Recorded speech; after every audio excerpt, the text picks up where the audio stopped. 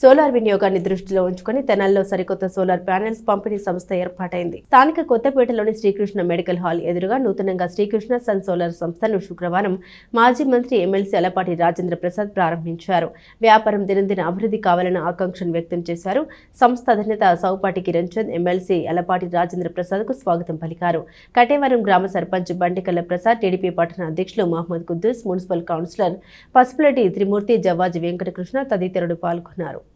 Krishna sun solar కంపెనీని ప్రారంభించుకోవడం జరిగింది. ఈ రోజున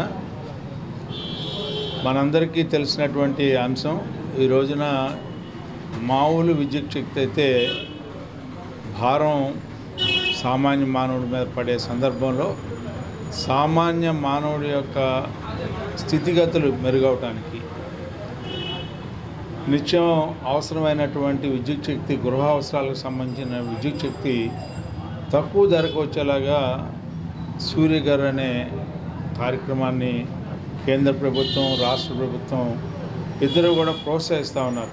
మనందరికీ తెలుసు, నారా చంద్రబాబు నాయుడు గారు భవిష్యత్ తరానికి ఏది కావాలి, ఎట్లా ఉంటే బాగుంటుందని చెప్పి 15 ఏళ్ల క్రితం విండ్ పవర్ కానీ, సోలార్ ఎనర్జీ కానీ, అదేవిధంగా హైడల్ ఎనర్జీని కానీ ఈ మూడింటిని ప్రోత్సహించడానికి ప్రయత్నించినటువంటి వ్యక్తి. ఎందుకంటే థర్మల్ ఎనర్జీ అనేది కాస్ట్లీగా ఉంటుంది కాబట్టి ఈరోజు రోజుకి కూడా విద్యుత్ శక్తి పెరుగుతూ ఉంది వినియోగం.